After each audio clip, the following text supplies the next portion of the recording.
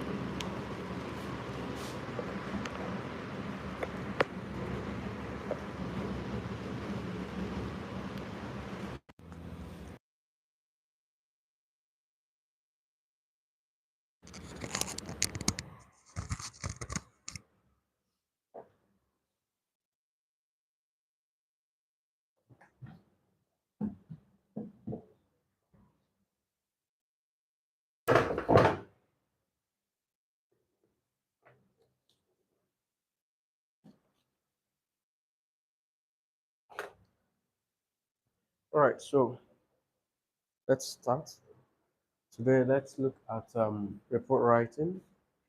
So the report writing is the second or the first phase of your writing test in IELTS. This report writing is specifically um, done by test takers who are applying to study abroad. And your report writing is meant to last for 20 minutes. You're meant to write your report. That's your task one for 20 minutes. Now, within this 20 minutes period, you're expected to write a minimum of 150 words. Right? Then this report writing gives you 33.31% of the score you get from writing test. Okay. Now, just before we get started with the writing test, report writing um, training session, I would want to advise that on the day of your exam, when you are advised to begin, especially when you are giving your writing question and you are advised to begin, do not start with writing test task 1, because this guy will eat into your time for essay. The allotted time for this guy is 20 minutes, minimum of 150 words. It gives you 33.31%.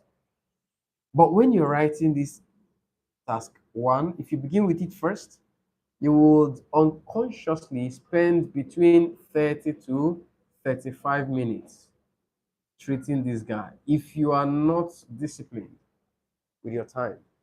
And by the time you eat into this time, you are already taking or eating out of the time for task 2. Remember, task 2 is meant to be written for 40 minutes. And task 2, you are required to write a minimum of 250 words. And task 2 gives you 66.69% of your score. So this is where you have a chunk of the mark from. Now, people make the mistake of beginning their writing test with their report writing. So at the end of the day, they eat into the time for essay and they are not very sure of whatever they have written in task 1 because of how detailed you would like to write. And when that happens, it will definitely affect your overall score in your writing test. Okay, so you are expected, or I'm advising you very strongly to do more of your task 2 first. take on your essay writing, because task 2 is an essay. Take on your essay writing first, treat it, do justice to it, proofread, make corrections where necessary within 40 minutes. Then, if you have some time left from the 40 minutes, you can then go and use it to treat your report.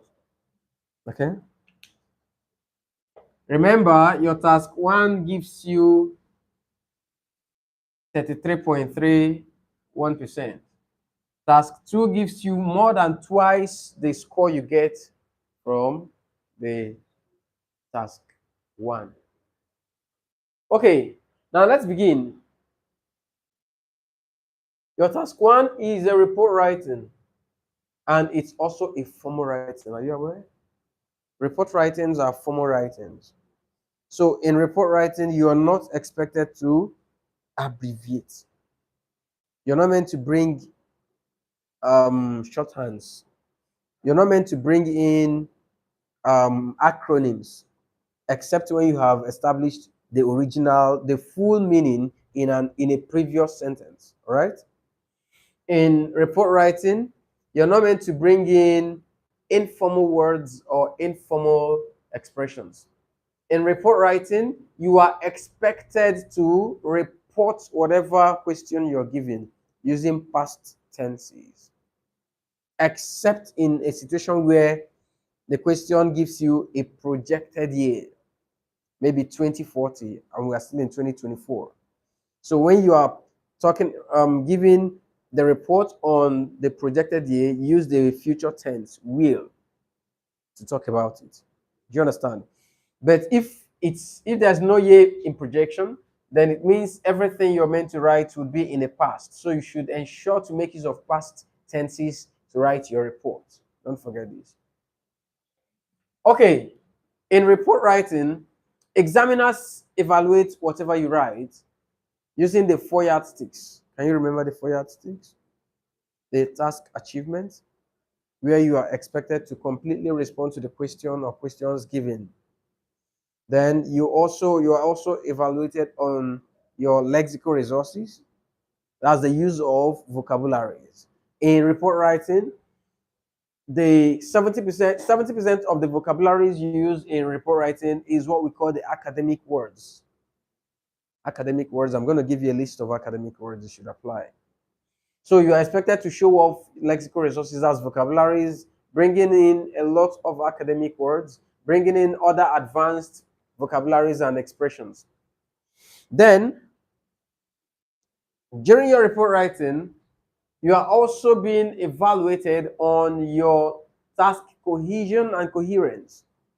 That is how you are able to understand the question, interpret it correctly, and deliver.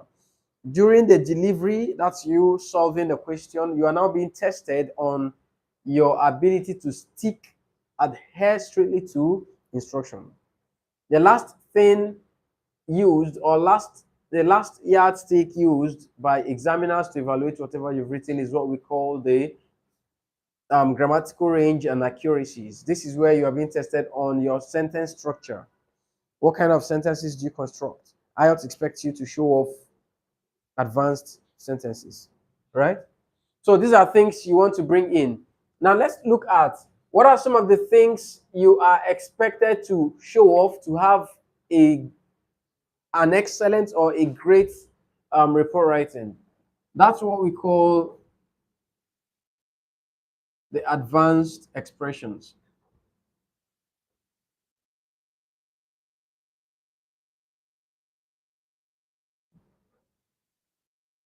Now, in your advanced expressions, or to show off advanced expressions, you are expected to bring in the linking words, which I'm sure you already know. You are expected to bring in sequencers, and you are meant to bring in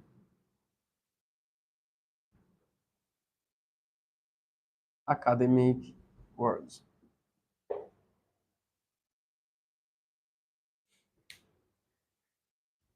Linking words right here are those advanced conjunction words that's used to join or connect two or more independent or individual sentences together to become one, right?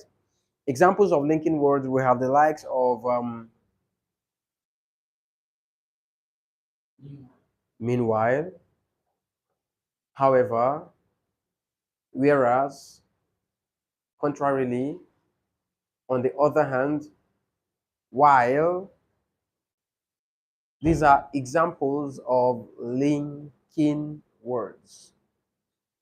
Try as much as possible to bring them in when you are writing. Have you taken them? Meanwhile, however, whereas,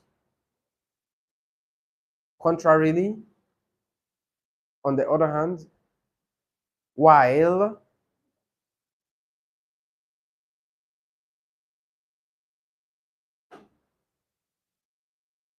Okay, of advanced linking words that you can bring in. There are some of the examples of advanced linking words that you can bring in during your report writing. Yes, please. Very well. Now let's look at sequencers. Linking words and sequencers are applied both in report and in essay. That's tasks 1 and 2. Sequencers are those words that or phrases. They are words or phrases that can be used to either begin a sentence or introduce an additional idea in a paragraph. Sequencers are words or phrases that can either be used to begin a sentence or introduce an additional idea in a paragraph. So let's assume we want to begin a fresh paragraph, and the first sentence can carry sequencer. So when you use a sequencer to begin that sentence, you talk about all the points you want to drop. And then once you're done dropping the points, you want to bring in an additional point different from the one you've already given.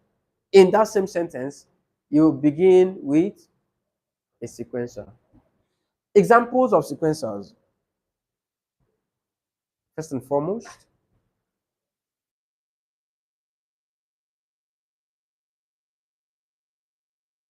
furthermore, additionally,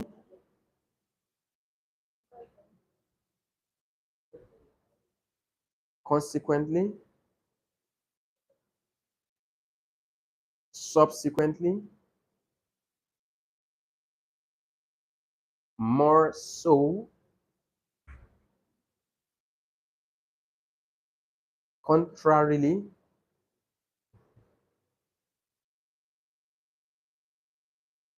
summarily,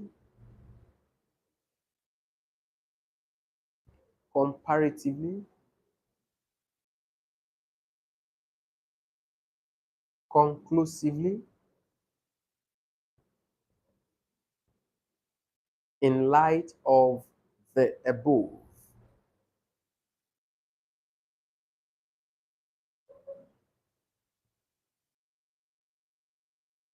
All right.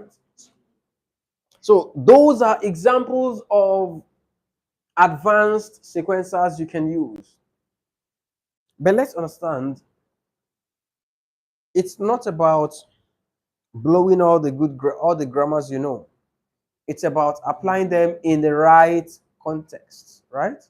So let's understand, when do you use the expression first and foremost? In what situation do we use first and foremost? When you want to begin a paragraph, or when you want to begin an argument or supporting a particular position. When do we use additionally, or uh, after you have dropped some important information and you want to add more, right? Then use additionally. What about furthermore? When do we bring that in?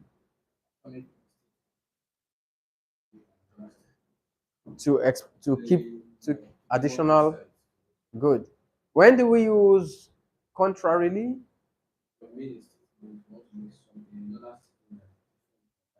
You have established a statement. Perfect.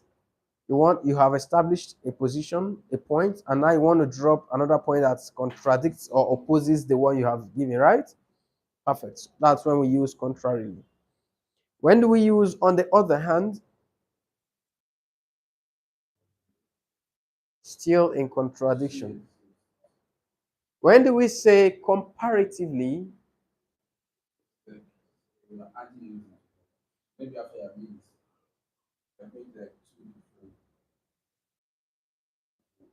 Comparatively. What's the root word? Do you understand? Comparatively is when you want to compare two things, juxtapose, right? When do we use the word conclusively?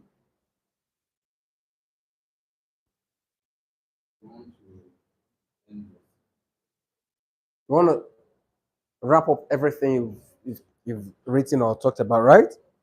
When do we use the sequencer summarily?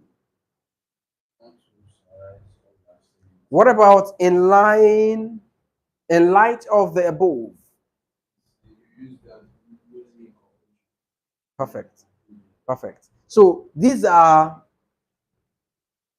sequencers you should bring in, but ensure. Okay, I didn't ask you. When do we use the word consequently? Consequently. No. Consequently has the root word what? Consequence. What does it mean? The resultant effect or repercussion. Or do you understand? So consequently, when you want to talk about the resultant effect of a particular action taken previously, right?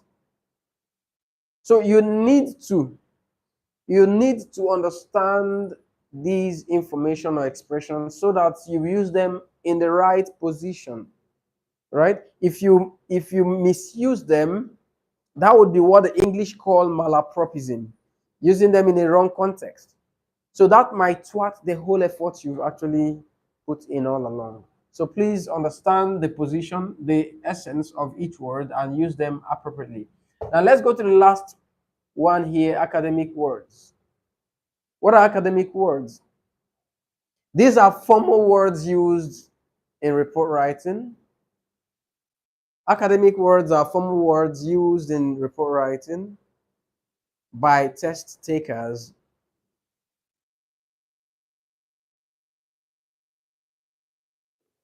to practically describe the movement of events on a chart. Academic words are formal, advanced words used by test takers to practically describe the movement of events on a chart. Okay, now let's look at some of these examples, some of the examples of academic words. The first one, let's look at rise, rose, increase, appreciate, high, highest, upward movement,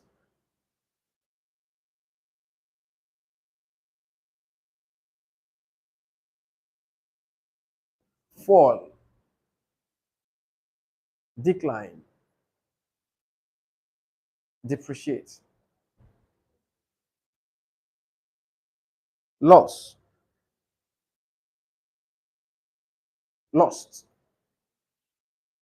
least, lowest,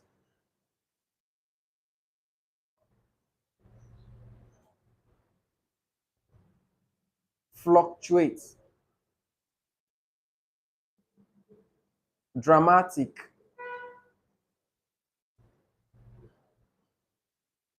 instability,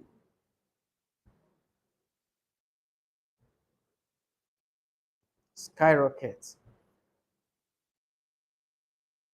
trajectory,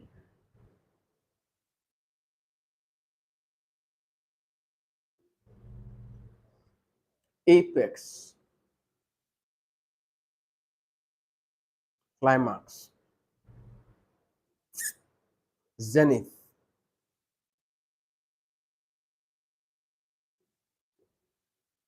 surge, significant, remarkable,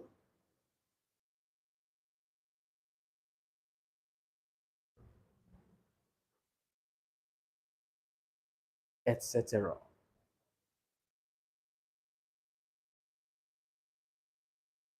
Okay, so those are some of the examples of academic words.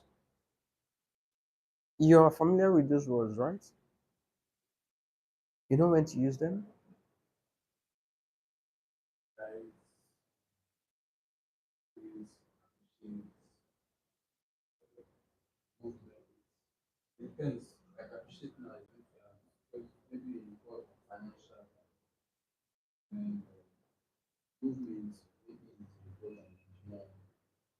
Mhm.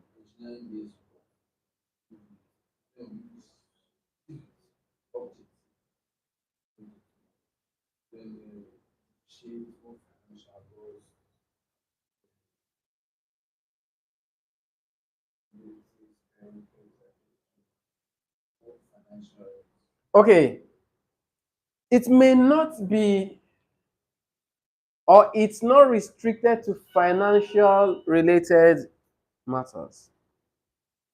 If it's about consumption rates, right? If it's about patronage on a particular thing, maybe the amount or number of people that travels a particular, do you understand, location. So at some point, the the rate of travel to such environment may depreciate, right? There might be a decline, right? So it depends. It depends on the question. Apply the right words to describe the right event, right? So these are things you want to bring in during your writing test. Please, academic words will help you to have a nice band score from your report writing. Don't use the casual words to describe events on your chart. Make use of the academic words.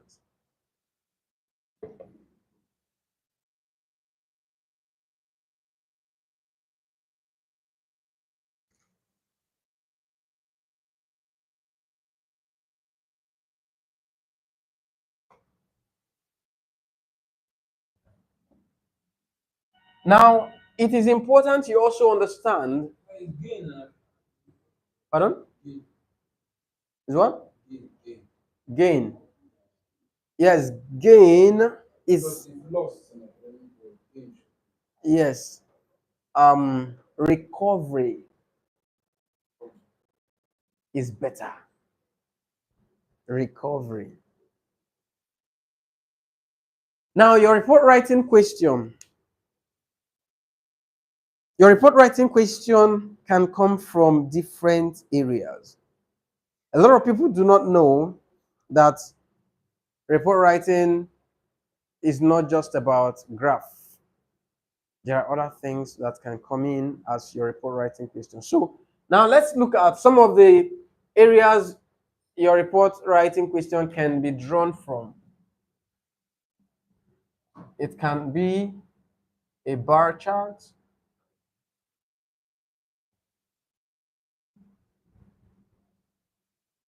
a pie chart,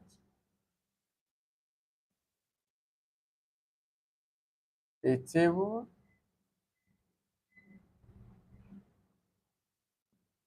oops, a line graph. It could be histogram, It can be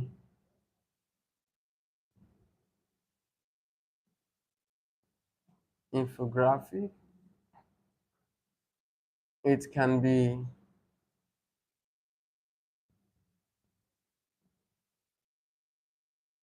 design or plan or map.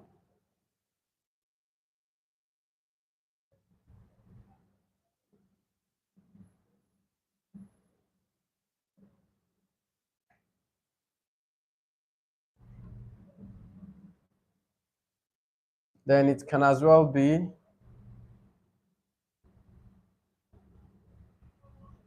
pictograph.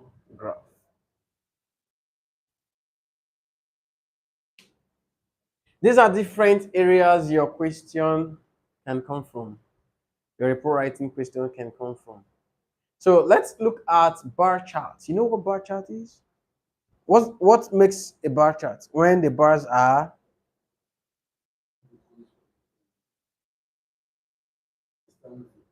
on their own, they are they lean on each other.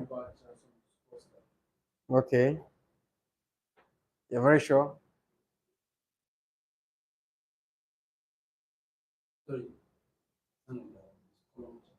Hmm? Bar charts are always independent. They stand on their own. Bar charts. Every bar stays on its own, right? That's bar charts. Your bar chart could be horizontally arranged or vertically arranged, right? For bar charts, there must be the different axes. Is that correct? So it's either you have this is the y-axis and here is your x-axis. In most cases, the y-axis is usually for units of measurement. Is that correct? Then the x-axis is where you are talking about periods, maybe months, or number of items. It depends. Is that correct?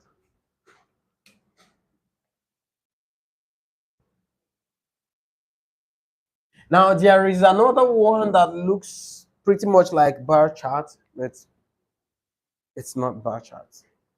What do we call that? Bar chart is clear. Histogram. Histogram bars.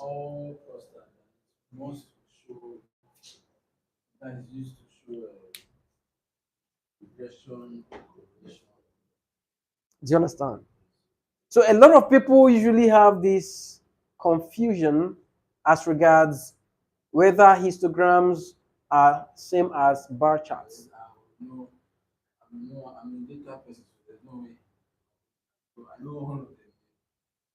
Right, fine. So you're familiar with all of these guys. So you need to, people need to understand that histograms come by way of leaning on each other. The bars are leaned to each other. But bar charts are usually separated. They don't. It's not called bar chart. That's what I mean. They're all together like that's advanced. That's for engineering or statisticians or not for us. IELTS we treat either the simple bar chart or simple histogram. If we want to treat complicated bar charts or histograms, then it will be the one that will have the positive and negatives. So you have up and down. Yep. So you're talking about what happened last year, whereas in this country, theirs had negative. Do you understand? Okay, so bar charts and histograms are clear, right? Now let's look at pie charts. Pie charts are more like donuts with different segments. I use pizza as a simple illustration. You know, pizza, it comes in a circular shape with different, right? So that's what pie chart looks like. For pie charts, you would have the different segments can be color coded. And then each segment will come with its own percentage. Is that correct? So it might be a dual or dual pie chart. Yes, representing two different periods, years. So if the first one is for 1960 and the second one is for 2006, you are now meant to compare the part each, because the different segments will be replicated in the second one, right? But now recorded in different environments, different periods, right? So the first period, 1960, for instance, maybe the consumption of pizza was at maybe 15%, whereas in the year 2006, maybe people are now eating a lot of pizza. Do you understand? So you now compare, you keep comparing the two. Now let's look at table. Table has to do with rows and columns with data, headings or items and their years and value. That's rates, right? Now line graph. What is it about?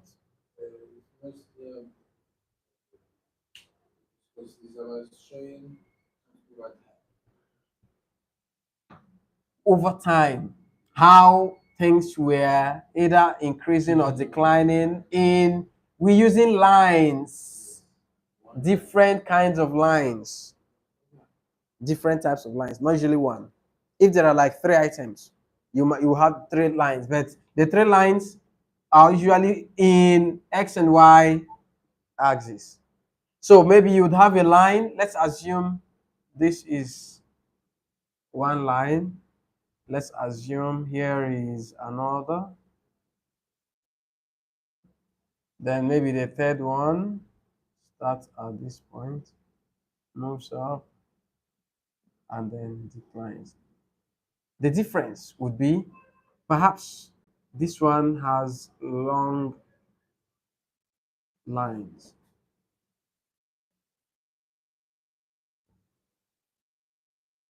Then this one may have shorter lines.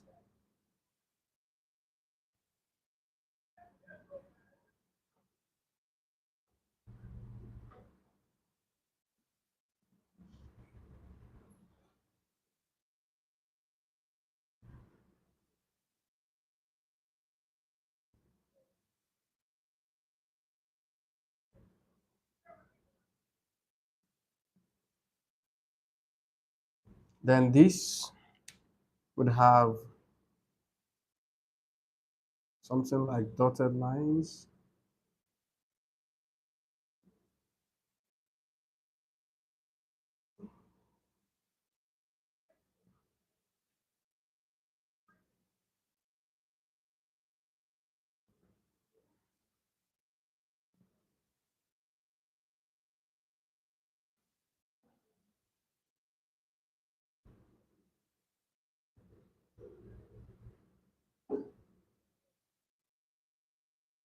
So the difference, the three lines. So you can consider this one as a long broken lines, right? This is a short broken line, and this you can consider as what? Dotted lines, right? But then you would also realize that there will be units of measurement. So that for you to talk about what happened at this point, you want to trace it down to the bring it down to the particular year, right?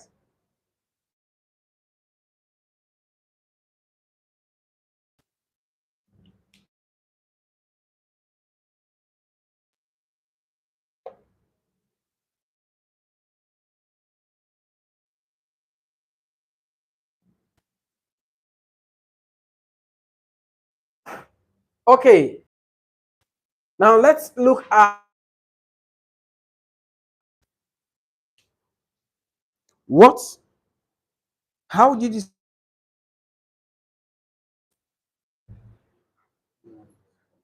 all right. Yeah, is more like a combination of charts. You can you can have the table as one question. I'm using a table data. It can also be pictorial representation alongside maybe two different items. But all you need to do is you must always use the first one and the second one to give you. Then design is right. You can have to building or newly innovated version, right? Was the facilities that was in the first transformed, right? In the current version.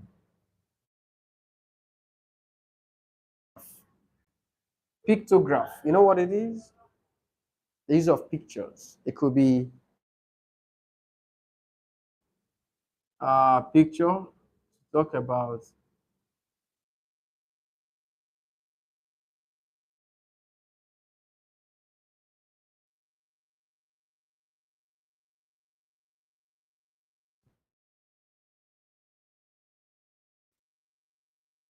just this will be used to represent have this,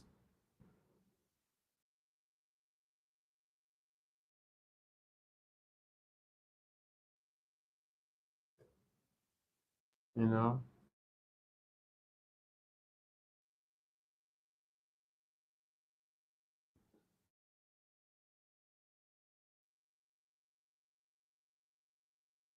They can use pictures like this. Now, when this is given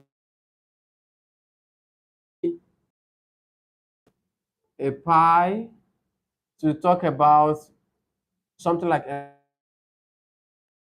male, maybe perhaps 70, the female is 27%. Rate males, employment rate of females. So they keep giving you all of those.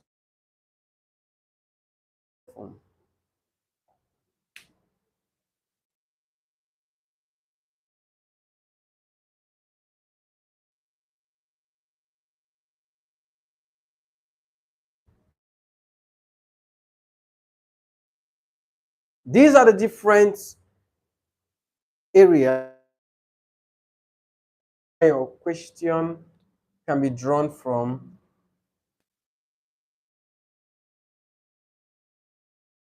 about these guys. But the thing is, or solve the questions remains the same. Or look at facilities provided in the different. You are to compare them under the specific or standard template of IELTS for report writing. To the next level of this training, a report.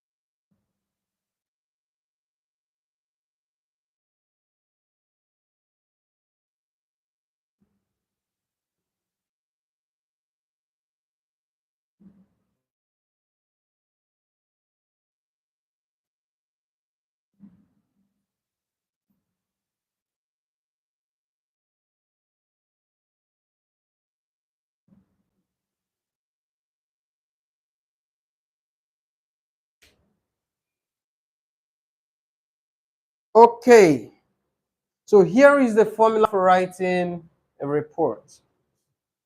This is the formula for writing a report. The formula has its basis on P1 to P4, meaning that your report is supposed to have how many paragraphs? 4 paragraphs. Do not write more than 4, do not write less than 4. Now, the first paragraph you're to write is supposed to have 2 different features. The first one is the paraphrase. The second one is the unit of measurement. You already know what paraphrasing means? To rewrite an information or a question in this case, right? To recopy the question written on the question paper onto your answer sheet. Now, but when you're writing it, you are using synonyms and not the original words used in the question. So in your report writing, you're meant to paraphrase the question onto your answer sheet. That's the first component of your paragraph 1. After the paraphrase, you need to look intently in the question. Look intently and identify the units, the particular units of measurement in that question. Now, what can units of measurement be? What can the units of measurement be in IELTS report writing?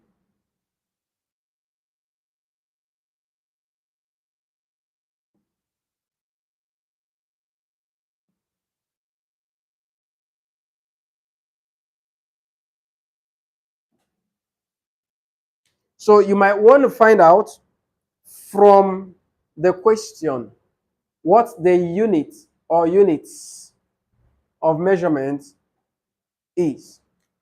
So it might interest you to note that the unit can be in percentage. It can be in money.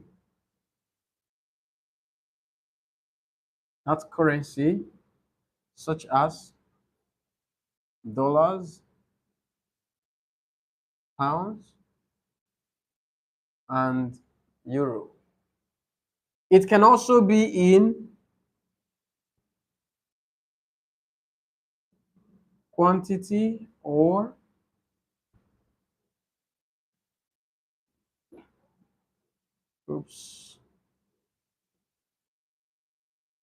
population, and this has to do with numbers. The units of measurement can also be in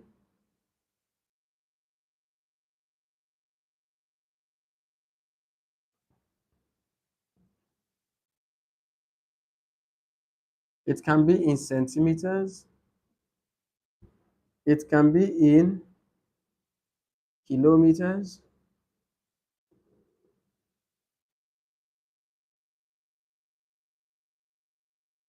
it can be in kilograms,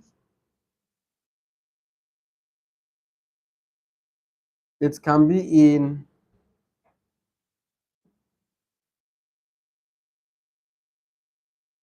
tons,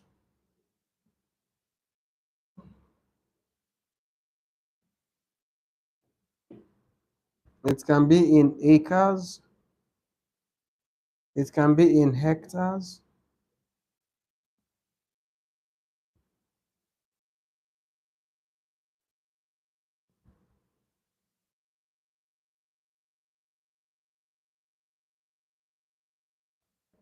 and lots more.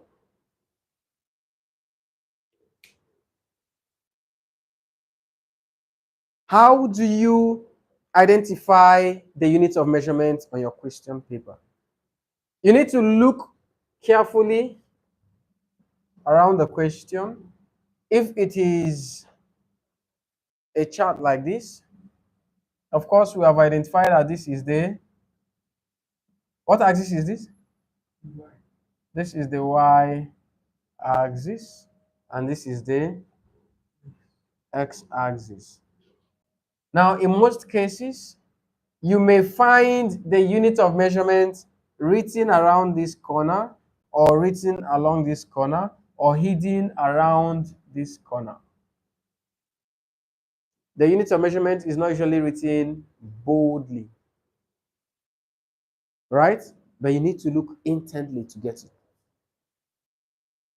But in a situation where there is no unit of measurement, you simply indicate after the paraphrase, from the full stop after the paraphrase, you write, there is no identifiable unit of measurement. Do you understand this? But you must have carefully checked through before you ascertain that there is no unit of measurement. Then you write that there is no identifiable unit of measurement.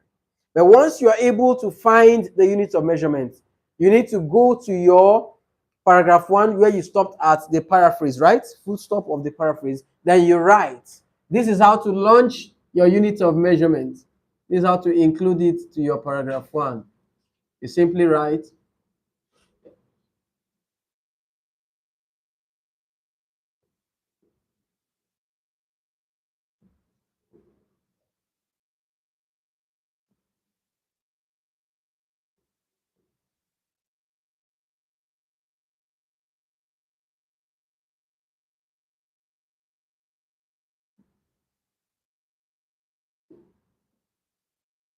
whatever it is. Do you understand this? You can as well choose to use these templates.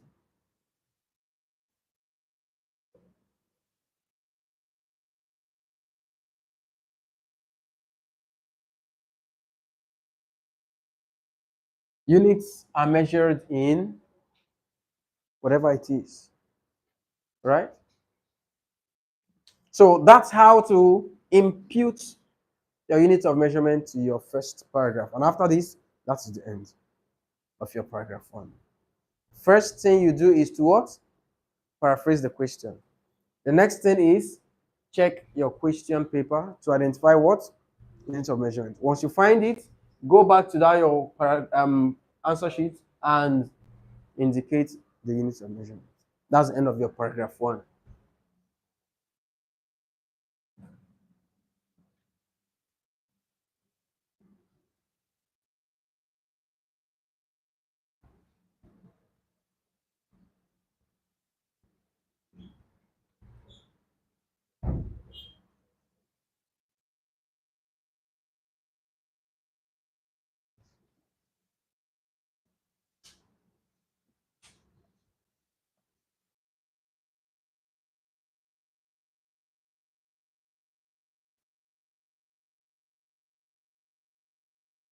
Okay, you are clear about how to write paragraph 1, right?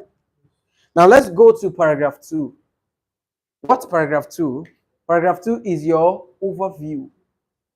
You are strongly encouraged or advised to begin your paragraph 2 with the word overall because you want to give a holistic description of the charts in your second paragraph.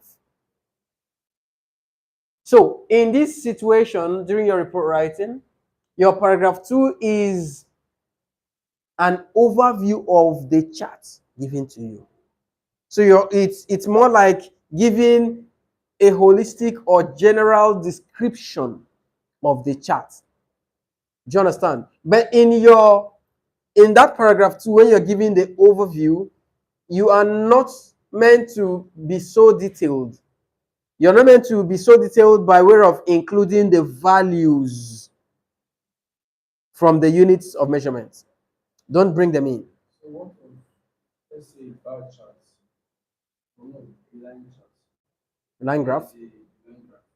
There's a jump right between two January and the jump. But mine is supposed to see that jump. The line graph is really like this. Mhm. There's a jump here, so there's a fall. So am I to say they use the Academic word. words to describe that? In overview, Yes, no. Academic words do not come in paragraph 2. You bring them in your paragraphs 3 and 4. Now, what do you do in your paragraph 2? How do you write your paragraph 2? You have paraphrased your paragraph, the question in your paragraph 1. You have identified the unit of measurement in your paragraph 1. Now your paragraph 2, what do you do? The overview is all about giving a holistic or general description of the chart without making mention of the units, of any units. Now, in your paragraph 2, there are features you should bring in. You have to consider the subject and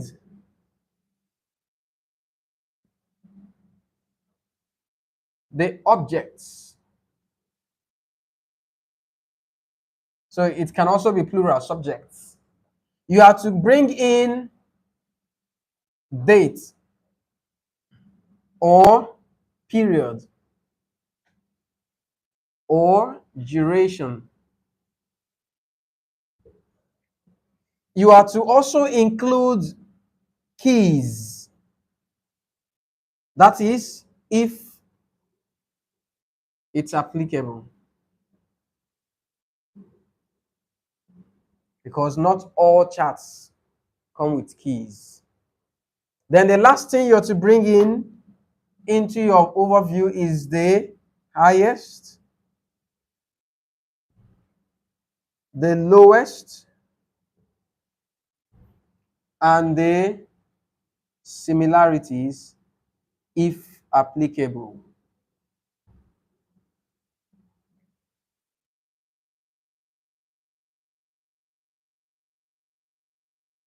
So in your overview, you give a general or holistic information about what a chart is all about. And when you're giving that information, do not say maybe Rice recorded $4,000 patronage. Don't bring in that. Don't say the rate of consumption in US in the year 2040 experienced about 50%. No. But you are to talk about the fact that overall, the chart shows that maybe Americans, subject, in the year 2004, date, traveled or spent their monies on 4 different categories, namely the object now. Those are the areas they spent their monies on, the object. So you must name those things in your second paragraph. However, it is evident or it is pertinent to note that each of those 4 areas of their spending was represented by different keys, such as long broken lines, short broken lines, dotted lines, respectively. So it's that's if Line graph. line graph. If it is bar charts will have something like this.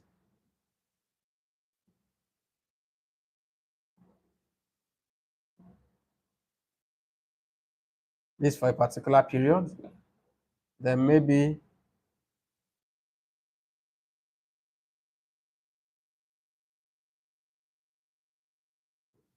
this for another particular period.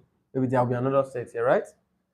So here, for bar charts, they can either represent each bar this way. Do you understand this?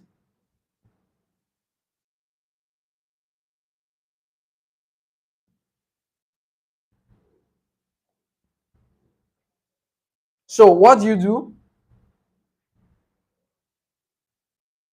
Each bar or each of the items was represented by, or each bar was represented by different keys, such as the slanted or indented line, slanted line bar, horizontally lined bar, and vertically lined bar. Do you understand this? Notwithstanding, it is evident that the highest consumption, the overall highest consumption was recorded for You talk about it. America. But you don't bring in the value. Eh? You don't bring in the value Value now. is okay. Whereas the least consumption was recorded against. South America. That's all. Do you understand? So that's what you do, and that's how to write your second paragraph. It's called overview. Is it clear? Your third.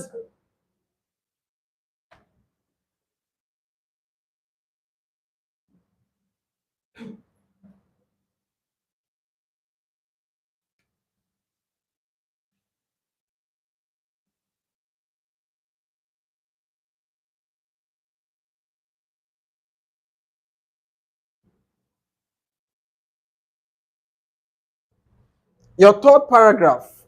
How do you write it? This is where the main job comes. This is where the main exercise begins. Comparison. This is where you begin to compare different values. So you cannot bring that change. Thank you. So you can begin comparatively.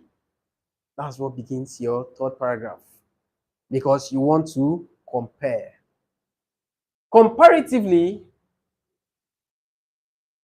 the consumption rate of so and so by Americans during their trips abroad to so and so country in the year so and so started off at about, you give the value now, 15%. However, it increased remarkably between 1994 to 1998, all right, attaining so and so percent, although there was a slight decline before it skyrocketed again to hit its climax with a value of. Do you understand this? So you are not following the trend to describe, talk about them. So you cannot use academic word. You are using academic to describe these events, and you are including the values. I don't know if this is clear. So you talk about if you have about 5 items on your chart to describe what you need to do to manage your time in your paragraph 3. Pick the 2 prominent events. 2 prominent events, most prominent events. Pick the 2 and talk about them extensively. Compare them extensively in your paragraph 3.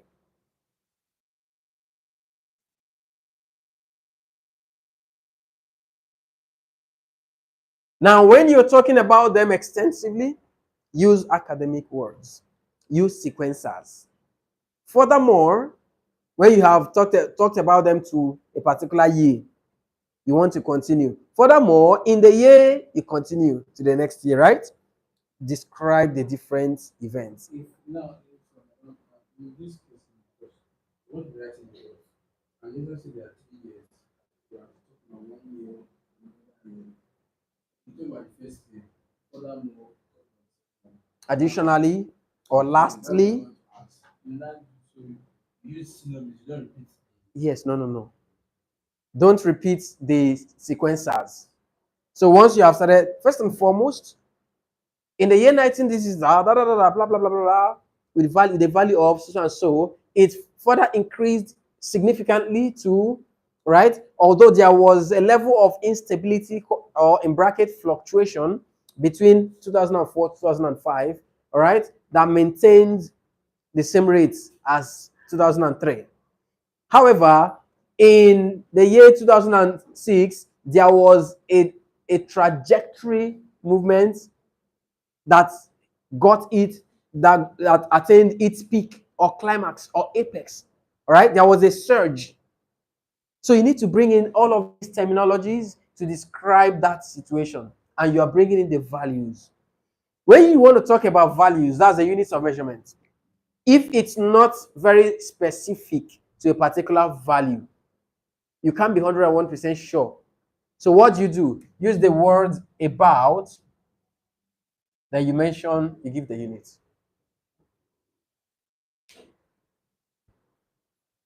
Once you want to mention the units, and you've observed that the y-axis, if tracing it to the y-axis, it does not hit a particular established unit. So it's between maybe 1 to 4 before the main unit identified on the chart. So if you're not so sure, use the word about and mention a figure around that particular unit. So that's the way you talk about the two most prominent items in paragraph 2. But make sure you are detailed. Make sure you're using the advanced expression. Make sure you're using the advanced academic words. Do you understand? So that's what you're to do. Use the word about when you are not very sure of value. Use the word about, then give a particular figure within that particular space. Right? It helps you to stay safe because examiners will use their ruler or whatever thing to trace. So if your value is way more and you are very precise without the word about, of course, it's going to be wrong. But when you use the word about, it's within that particular space. So it places you safe. So talking about the two most prominent events extensively in paragraph 3, you are good to go. When you get to paragraph 4, you can pick the remaining ones and talk about them shabbily. Do you understand? Don't go very intense because you don't have time. 20 minutes is like 2 minutes. So when you go to your paragraph 4, you also want to talk about few comparisons between the remaining ones, right? So for this, you now want to talk about in this year, this guy recorded so and so. Unlike this guy, that recorded so and so. Whereas the other guy, do you understand what you're now doing? Furthermore, you pick another year. Don't take it sequentially now. Do you understand me? Don't take the years, the period sequentially when you're picking the last set of objects. Do you understand what I'm saying? So you can pick the beginning, talk about it, now extend to 2, 3, 4 years after that, talk about the occurrence that year. Now proceed to the next 2, 3, 4 years and talk about it, and that's it. Now, if you have things to talk about in the area of similarities, it's also obtainable in paragraph 4. You compare some similar values. Now, these similar values must not follow each other. You can say in the year 1941, the consumption rate was 20%. Likewise, in the year 1953, it experienced the same rate, right? So you want to look at the different areas or years or periods that had similar values. You talk about them, and that's fine. And then, how do you close your paragraph 4? After doing the final comparisons or similarities and you apply your full stop, you can close your report writing by saying, based on the above,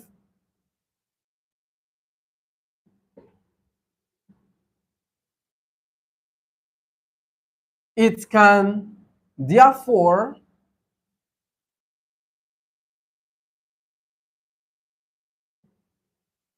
be deduced that blah, blah, blah.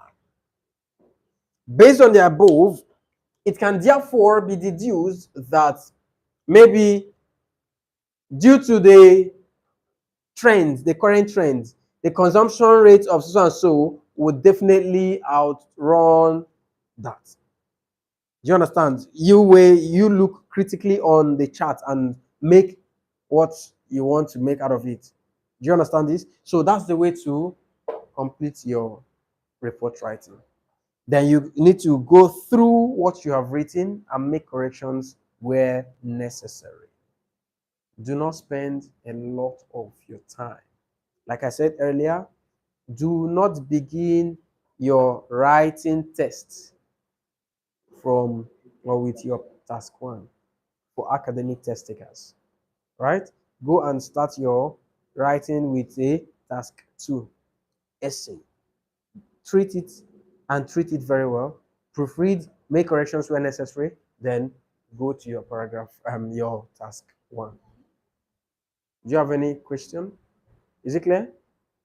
All right. So this is it about report writing. So when we meet again tomorrow, we talk about your listening test. Right? Thank you.